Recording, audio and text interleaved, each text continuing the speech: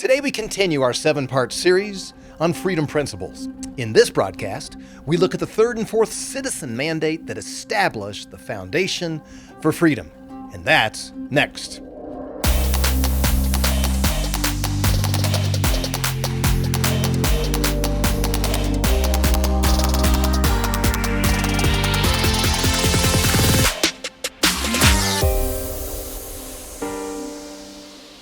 Hey, welcome back to the Farah Show. I hope you're doing great.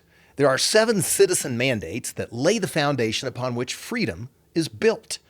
You could call them contract terms and conditions, but that doesn't quite capture the force of keeping the government in its place. I'm calling them citizen mandates to resurrect the concept that the government is supposed to operate with some humility as the servant of the people. Though we've seen mandate after mandate come from the government and be foisted upon us, the citizens, it's really supposed to be the other way around. We know we lose our freedoms if government functions as the ruler over our lives. But when the U.S. Constitution was drawn up, it started with we, the people. And it started that way for a reason. The 7 citizen mandates had already been contemplated. They didn't call them that, but they'd already been thought through. And this document would have authority over any elected or unelected government official. It would serve to protect us. In this second episode of the 7-part series, I'll describe 2 more citizen mandates and how they developed.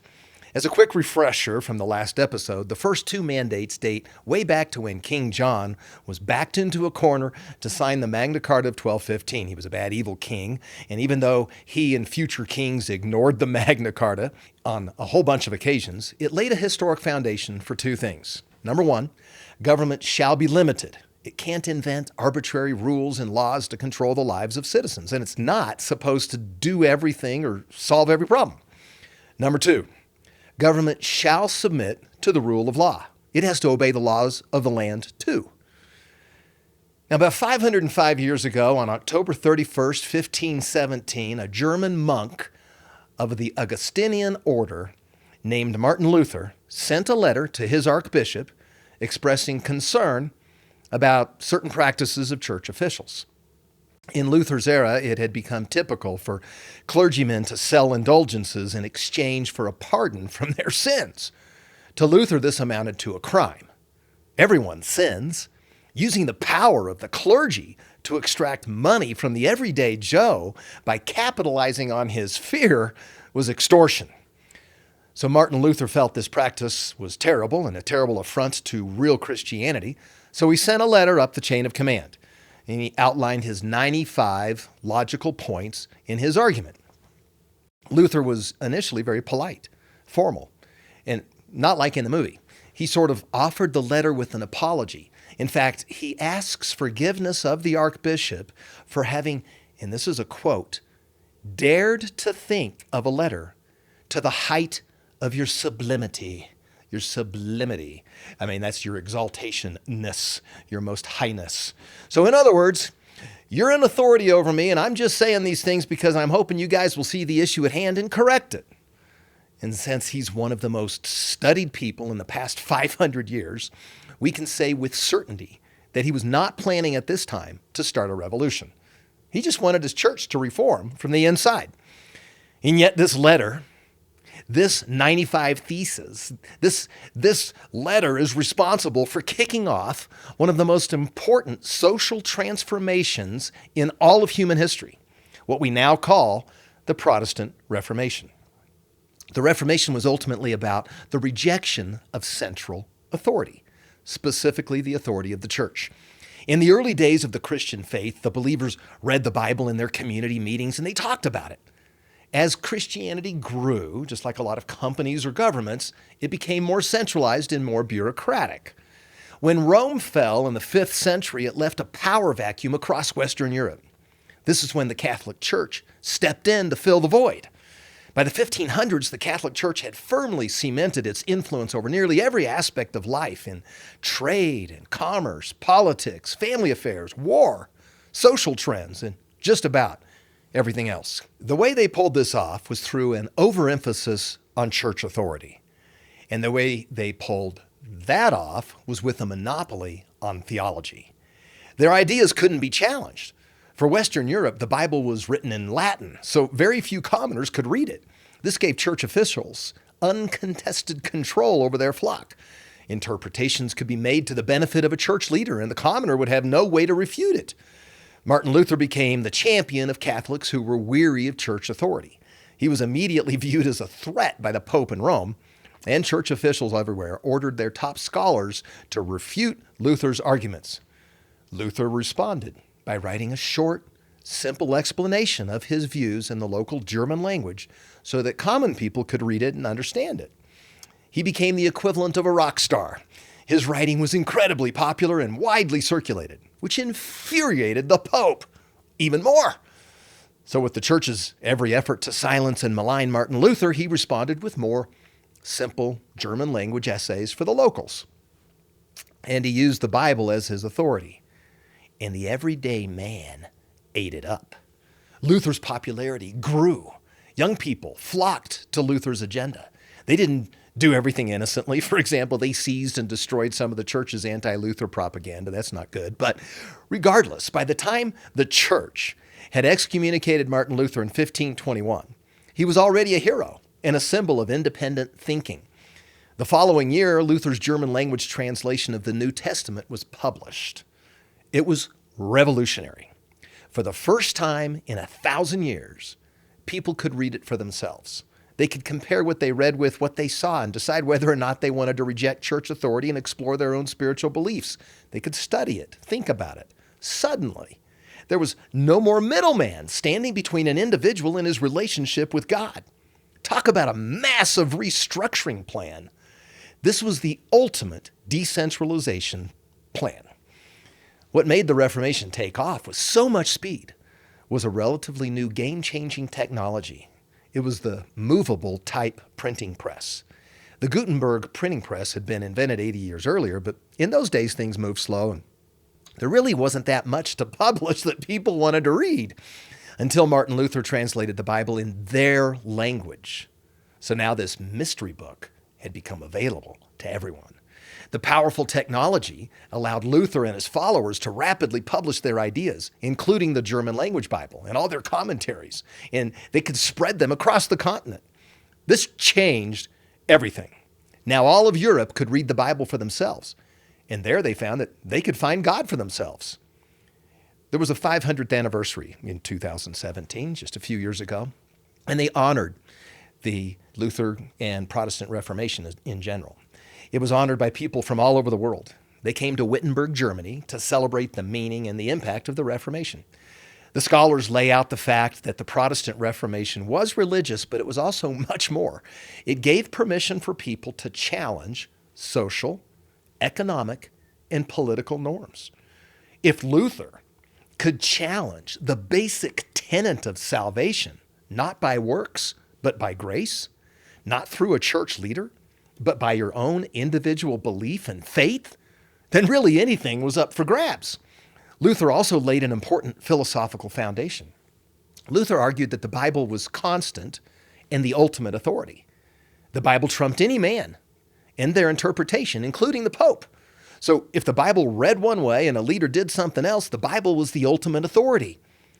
And now the ultimate authority was in everyone's hands.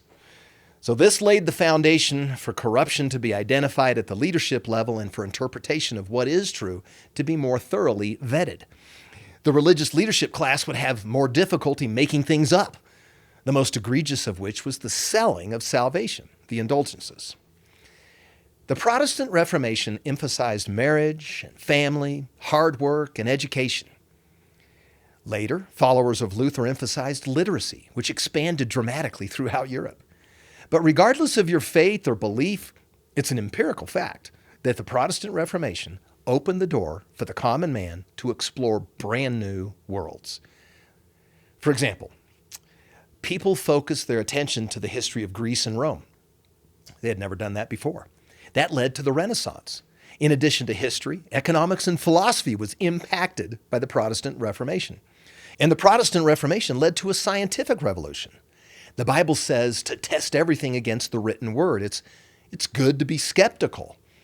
Men can fail. Things should be measured, peer-reviewed, and open for public examination. The scientific method would become mainstream. And it led to economic theory being challenged.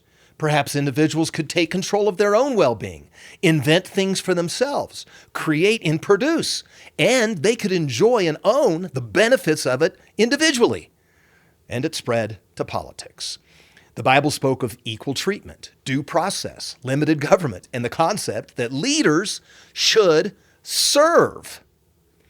If the Bible was the ultimate authority in matters related to God and spiritual quest, then some form of written law, later understood to be the constitutional law, would be the ultimate authority for political debate. This would trump what any leader, including the king or the pope, said. The Protestant Reformation laid the intellectual argument for representative government. It led to the case for capitalism, with its exhortations to work hard at an exceptionally high level, even when your supervisor is not looking over your shoulder. It led to individualism with its focus on personal responsibility. It led to civil rights with its respectful treatment of all people, regardless of origin. So things didn't immediately get better for everyone. People just don't give up their power that well.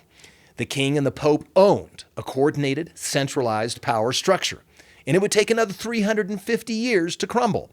But the Pandora's box had been opened.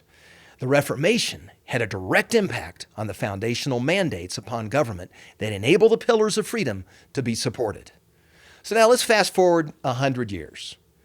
In 1620, there were 101 passengers that were on this boat. Many were fleeing the king's religious persecution. They practiced a form of Christianity called Puritans. Others were hired guns. They were headed to Northern Virginia, but the storm sent them north to just south of Boston near Cape Cod. There were laws in Virginia, but there were not laws here. This could have turned into a disaster. Just about any form of government is better than total anarchy. So they drafted a simple document. Every able adult man would have to sign the document before anyone was allowed off the boat. The compact acknowledged liberty based on law, based on order, and gave each person the right to participate in the government. This was known as the Mayflower Compact. It was very simple and short, like a paragraph. But effectively, they all had to make a covenant that they would comply with the terms before getting off that boat. No to anarchy, yes to justice, equality, and personal responsibility. It's pretty amazing because it was not just the first document that established self-government in the New World, but it remained active until 1691. So the Magna Carta laid out the first two mandates for government to be limited and obey its own laws, and the Mayflower Compact lays out the third. Government shall apply all laws equally. And when there was a doubt about what that meant, they would consult the Christian faith for guidance. It had to give the same hearing to a person of low standing as the person with high standing. No favoritism. Later, some complained about the explicit Christian faith component, but it worked pretty well for 71 years. 19 years later, and about 130 miles west, is booming Hartford, Connecticut. Connecticut's called the Constitution State for a reason. It established the first real constitution. In 1639, the state adopted the Fundamental Orders of Connecticut. This established the framework for our federal U.S. Constitution. It governed the river towns of Windsor, Hartford, and Wethersfield. The preamble states, under the guidance of God. The Mayflower Compact was a solid one-paragraph statement. The Fundamental Orders set up a more detailed scheme of how government should work and how free men would remain free. It trumpeted the right of the individual. It did not honor the British crown for ultimate authority. It gave that to the elected general court, which came from the people of Connecticut. It described how you could vote by secret paper ballot. There would be no religious test for serving in politics. There'd be term limits. How about them apples? This became in many respects the basis for the U.S. Constitution. In this document, the first three mandates are certainly covered, or at least assumed, but there's an important fourth mandate that's covered in this document and not in the previous three. Government shall protect the rights of the individual. So the right to vote in secret, no religious test to run for office, and remain limited in size and reach. So we're going to protect that individual, keep his rights protected, and that's going to become an obligation of the government. So the first 4 of 7 mandates, which establish a foundation for the pillars of freedom, are government shall be limited, government shall submit to the rule of law itself, and then government shall apply all laws equally to everyone else, and government shall protect the rights of the individual. The concept that no class of person was better or worse than another in terms of treatment by the government, I mean, that's new. This was great news for the lower class. If they obeyed the law, in theory, they would have equal standing in the court of law next to the wealthy guy or the wealthiest guy in town. The concept that the government would be responsible to protect the rights of the individual? Wow, this is extraordinary, brand new. Government would now view one of its primary responsibilities to craft laws and adjudicate those laws on the basis of protecting people's individual rights. These mandates upon the government were building the foundation for the incontrovertible case for the 3 pillars of freedom. But at this time, the U.S. is not a country yet. There are other documents of influence. I mean, certainly you've got the 1689 English Bill of Rights. But in 1776, the founders weren't feeling the love from England. They had a lot of complaints about those very rights not being applied to them or being violated. In their minds, before the Declaration, the 3 most influential political documents that had a stamp, a seal, or a signature that had impact on the community with the force of law are the Magna Carta, way back in 1215, an explicit attempt to impose upon the king a limit to his power and to ensure protection of rights to the citizen. This led to the belief that constitutional law is superior to a monarch's. Number 2, the Mayflower Compact, 1620, a voluntary commitment to be governed by equal laws. It stressed justice, equality, and personal responsibility. And then number 3 is the Fundamental Orders of Connecticut, 1639. This increased the rights of the individual, the right to vote in secret, limited the power of the government, established the basis for much of the U.S. Constitution. So now we've discussed 4 of the 7 mandates that we, the people, have upon our government. Next time we'll look at the case for absolute truth and its role in the foundation for freedom. In a couple of weeks, we'll have the whole foundation laid. It'll all cure. And it will be obvious to any honest observer that the 3 pillars of freedom were not frivolously derived.